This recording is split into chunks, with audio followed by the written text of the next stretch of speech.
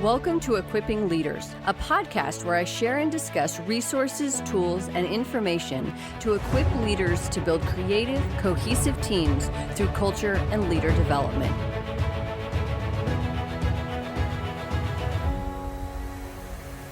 Welcome to the Equipping Leaders podcast. I'm your host, Natasha, and today I am sharing a conversation that I had with Christopher Hartley on personality management and encouraging diversity of thought in the workplace. Thank you so much for being here. I'm going to have you introduce yourself and tell us your style of leadership. I'm Christopher Hartley. Primarily now I'm a consultant doing cybersecurity consulting both in the private sector and within the Department of Defense. Leadership style, I think, was one of the most interesting questions you had asked. What is my style? I honestly believe that most people get up every day to come into an organization to do good things and be rewarded for it, right? That reward can come in any number of venues specific to the individual. For whatever reason, I have naturally been a leader, even at times when I tried to not get out front and be a leader and stuff, I wind up being there. It's just a natural course for me at this point. I try and find the good in everybody. Sometimes I have failed. I try to find what motivates this individual to be here with this organization and to participate in whatever the venture is that we're doing, whether it's research and development or building a new company. And when you find that and when you get the right mix of personalities, passion, and drive, it is an incredible thing to be a part of. And I've been fortunate to be a part of organizations that are that, and I've also, I think, fortunate to be part of organizations that weren't quite that, because I think there's as many lessons in some of the trials that you go through as a leader. There's many more long-term lessons in organizations that aren't quite where you want it to be than it is in a perfect organization. And I'm not sure a perfect organization even exists, but close enough to Nirvana to call it, hey, we got it, right? That's perfect. So with that, was there a specific event or something that happened where you were like, oh, I'm the leader, like I'm the person in charge? I think you can see that back to even when I was in high school. I didn't like sitting on the sidelines. Granted, I wasn't a Division I football or baseball player, but I wasn't happy sitting on the sidelines. I wanted to be in the middle of everything, making an impact, doing the best that I can, and then asking those individuals around me, what do I have to do to be better? What will make me a good member of this team? What do I got to do? And then I would go out and do that. If you look back in your past, you can see those events, whether it's that or the years that I spent in the military, which is a phenomenal experiment and learning lab on leadership, probably one of the best ones that are out there, right? I mean, where else do you get to lead 12 to 120 to 60 people in an organization at a young age like that? You look at those times, not in leadership positions, but wound up in it. It's just something I have naturally gravitated to as part of who I am and what I do. I love that. And I think that people who do naturally gravitate towards leadership tend to, I'm painting with a broad brush right now, but tend to be better at emotional intelligence and the concept of personality management. Because as we know, with emotional intelligence, there's self-regulation and self-awareness, but then there's also management of relationships and other awareness. So based on your own experience, how do you define personality management? So personality management to me it's like a pot of gumbo, right? What's the right ingredients for gumbo?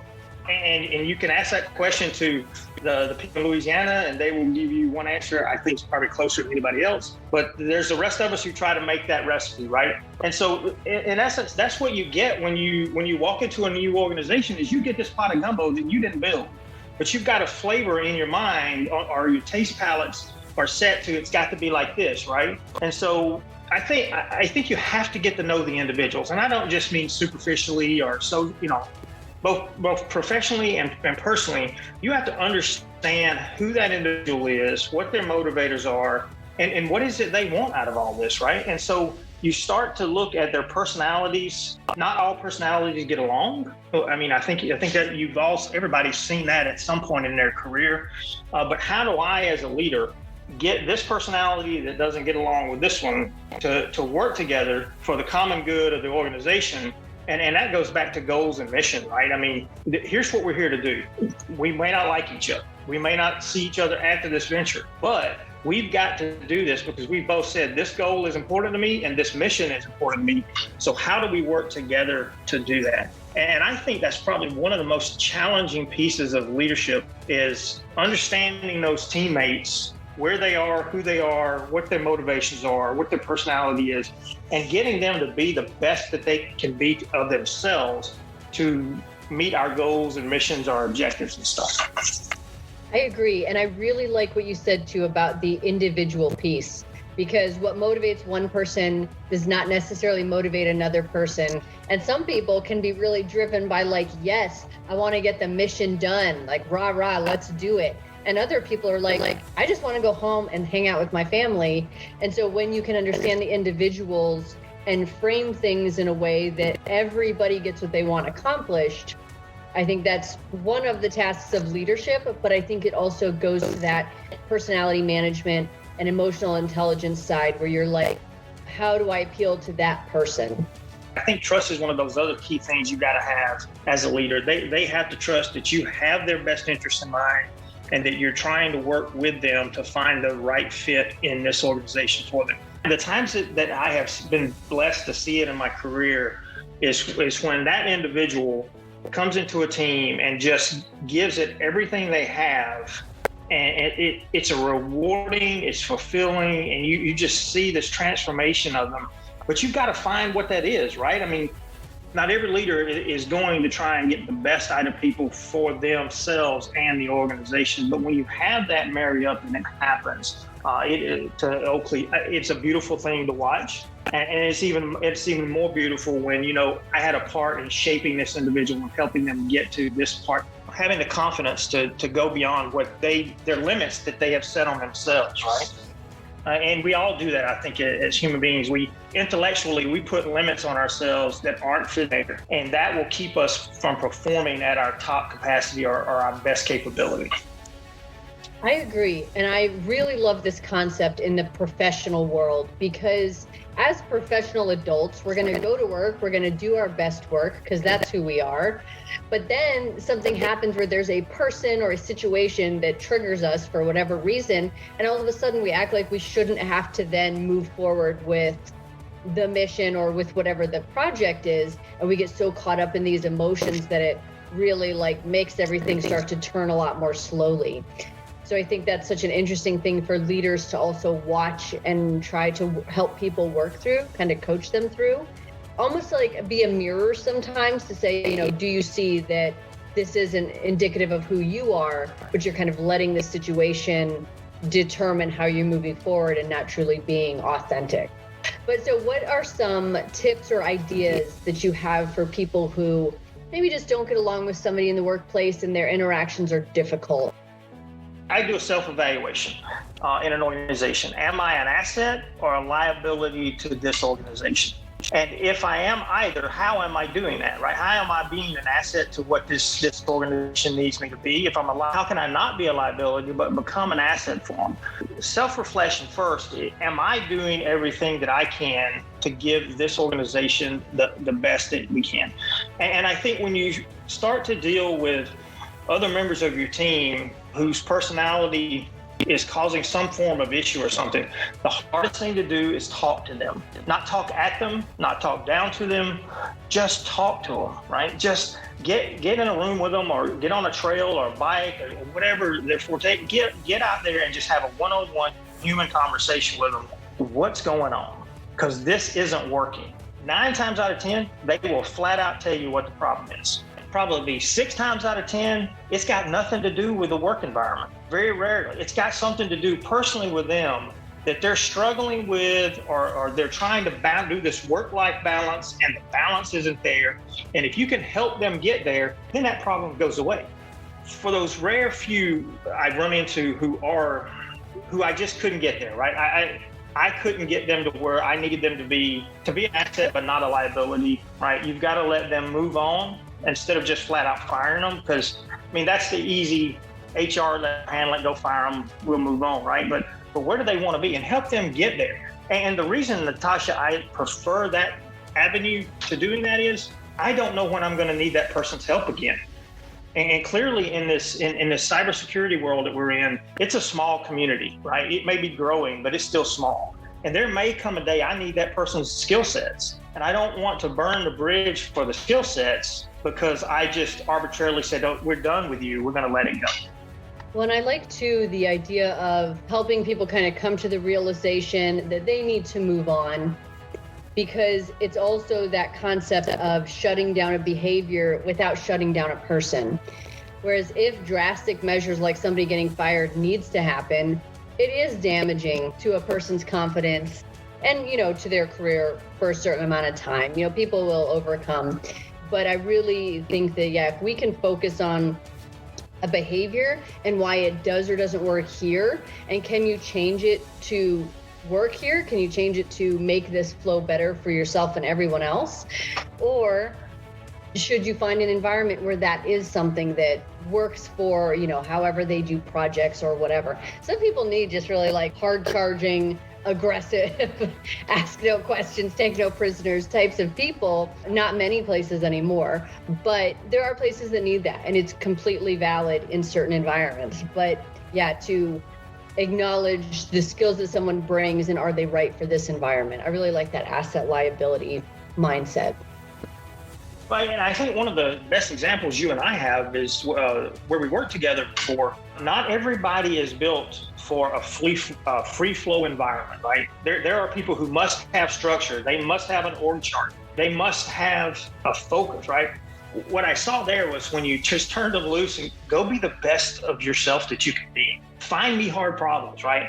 Some people take to that and they run with it. Others, they're like, well, I need a little more structure. And then still even others like, I don't know how to act in this. I need you to tell me what to do. None of those are right or wrong. That's just who they are and how they operate in whatever environment you're in. So I think as a leader, you've got to be able to deal with all three of those. And as you manage all three of those types of personalities or people and drive, you've got to figure out, how do I take this gumbo and make it into the gumbo that I want it to be? In some industries, the higher someone goes within a hierarchy, the more limited their interactions are with people at different levels, specifically oftentimes people who are doing the actual execution of a project or of a job. And so how can leaders overcome this and get all the perspective that they need when making decisions? It is so funny you asked me that question that way, because I was having the same conversation with a senior vice president from a company. It really is crazy simple. Get out of the office, leave the office and go see where your people are and what they're doing every day. Dell Corporation in Plano, Texas, took us on a tour of the factory. One employee received a $3 million bonus, one of the line workers. They saw something wrong on the floor, and the culture at that plant was you can push literally the big red easy button, stop the entire Dell process and say, we need to fix this, it's costing me too much time. That employee did that. They did a test run of 6 months, saved the company some untold millions of dollars. And the feedback to the employee on the floor was, I think, about a $3 million bonus, because it's a percentage of what they saved the company. Empowering your people, but you've got to get out there and see them. You've got to be there with them, whatever environment they're in. And the one we were having this conversation, they are right now in Louisiana doing some work down there for the hurricane. And the CEO is out there. He's got his steel-toe boots on. He's got his hard hat, but he's out there with his people every day, checking on them and seeing how they're doing. And I think the other thing that is a really good lesson, and I believe it was you that taught this to me, is that there's only 3 things I need to know from you. What have you done since we last talked? What progress have you made? What are you going to do in the next 24, 48, or 72 hours? And what do I need to do for you to help you be successful? As a leader, those are the only 3 things I need to know. And you can give them to me in a 15-minute, 30-minute sprint, whatever. But then it's on me as a leader to go back and act on that. You won't get that sitting in a board meeting. I hate meetings. I think they are the most useless thing any corporation could do. I mean, you start adding up hours, right? How many man hours are we spending sitting here talking about this? What do we get done at the end of it? We got a paper that says we're going to go this way. We got to find a better way to do that, right? But get out of that office, get down there with your people, It shows them you care, and two, it will give you firsthand knowledge of how this company is running. And I think there's a big piece too there that you hit on, which is that creating that psychological safety, that people feel like they can say when something's wrong, they can say it to anyone because it's something that impacts the company, it's something that impacts the employees or the team members. And when people are not punished for that, which many places do punish people for that, they're like, we don't want mistakes, 0 or however many days since the last incident. But they found that specifically in emergency rooms and on oil rigs, the places that quote unquote reported the most problems were actually the most psychologically safe and actually had better practices and procedures moving forward because people could say, this isn't working or this is wrong. So when they were able to say that and say this is wrong or this isn't working the right way, it just created more trust and it made them come together as a team much better. Yeah, and I think that Dell example that I gave, and we're talking to the actual managers of the manufacturing plant, right? The people who are over all of this. And they retooled that entire section in like 2 shifts, I think, to do this, right? That speaks volume to your employees. I mean, they stopped the entire process. The production line of servers and laptops stopped it to say, this is a problem here. We can do it better by doing this. And then took action on what that employee's input was. And then, oh, by the way, threw them a good bonus that made them very, very happy. So I also really liked what you said about meetings because I hate them too when you start a club. But I think that when you are building trust, people also trust you to use their time wisely. And if you send out slides and then we sit in a room together for 2 hours and you read those slides in my face, I now do not trust you with my time. If people could just be more honest about what is the end result? Do you need a decision? Who's the decision maker? Are you ready to make a decision? What questions do you have? Because everybody goes into a meeting in this way. It actually reminds me of when I used to work in the schoolhouse and people would come there after having gone through their initial training and they would want a review for 3 months on what the initial training was. And it's like, no, instead we're going to move forward. We'll fill in the gaps as we go. But I feel like people do that at the start of meetings where they're like, hold on, let me tell you everything in the world that ever led to this. And then also I have 140 slides. It's just going to take all day. And it's very depleting. So I think if people can also acknowledge that some people love meetings. I have met these people. They're insane. But some people really like that because they feel that it's their opportunity to have a say. And so to really understand the different people and how they respond to that and then leverage them in the ways that give them the most energy and the company gets the most out of it. So when it comes to an individual and their personality, and then also, of course, people's internal values and then organizational values, do you think that an individual's personality aligns with their values and why or why not? So that question, I have actually a lot of thought in that. So when I'm walking my lab, Ziba, she gets to hear all the pre-runs to this, right? So she's very intelligent on the answer to this question, but unfortunately she's not here right now. I think it does. I think your ethics, your morals, and your values will give me indicators in your personality of those things.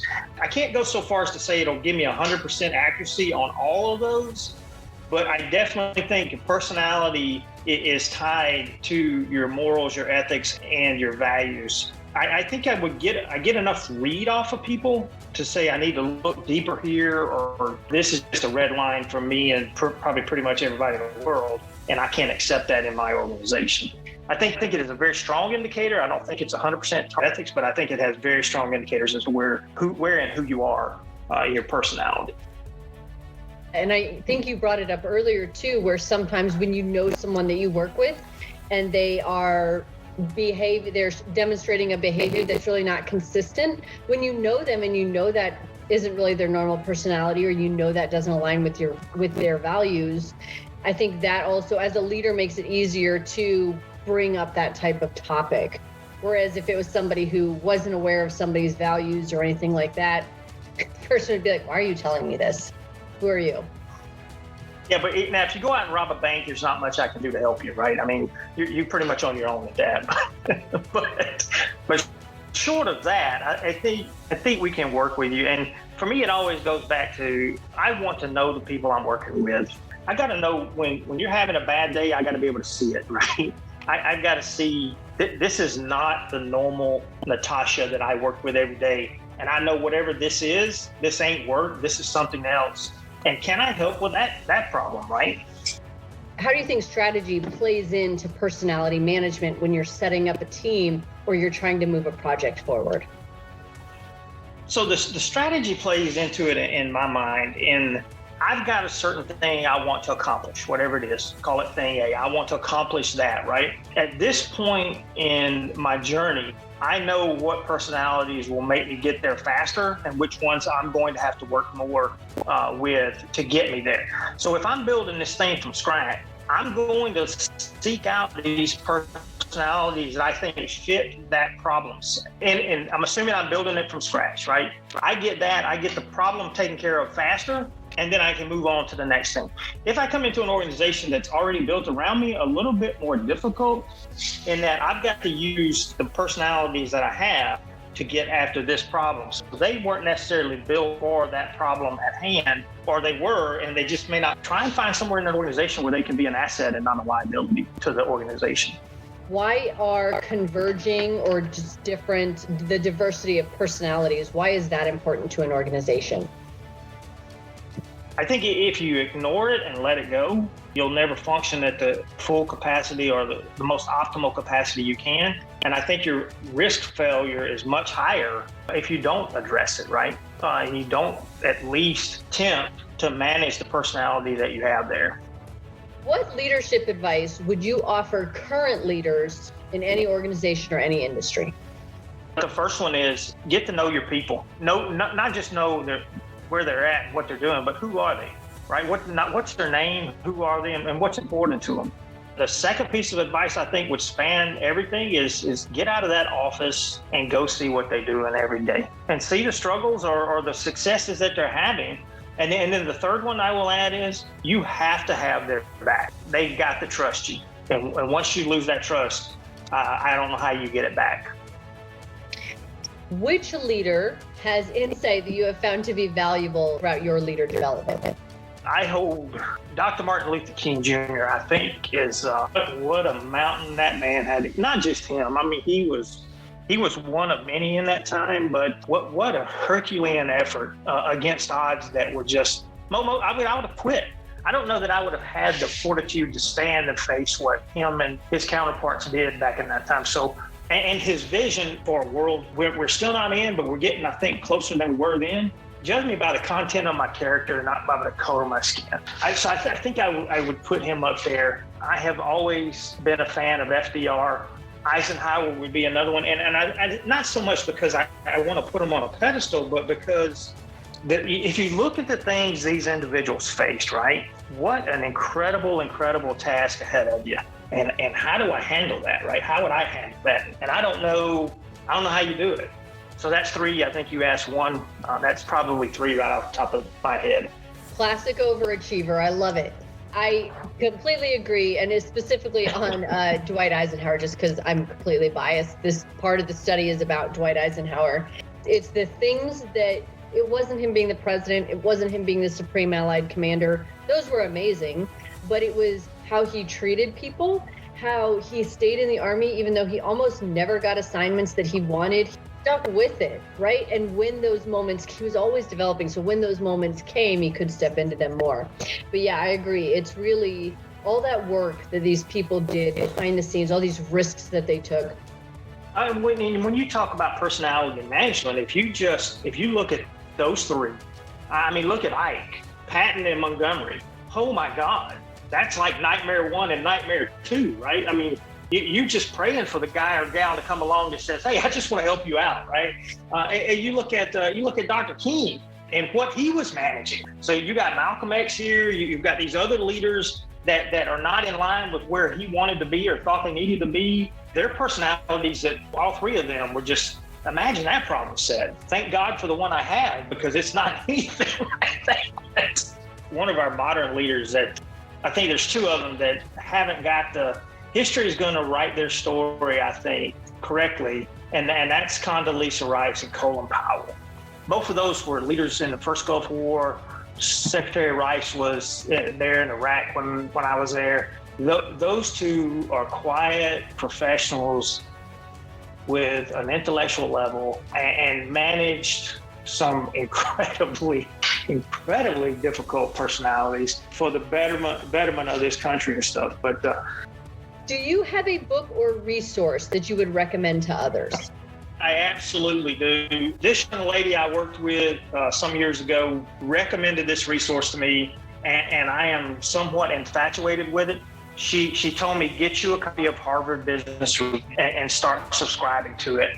And what a feeling. But HBR has been one of the things since she recommended it to me, I go to all the time. If they'll send it to me, I'll read it. The way they look at business and where it's going, where it's at, what it's done before that worked and what didn't work so well. But they're great. That's probably one of the best resources anybody's ever turned me on to. Thank you for listening to this episode of Equipping Leaders. This season, there is an associated blog for each podcast episode, which can be found on my website, natashacheyenne.com, under Leadership Journal. My website also features other leadership development content, such as frameworks, book recommendations, a weekly newsletter, and other downloadable content.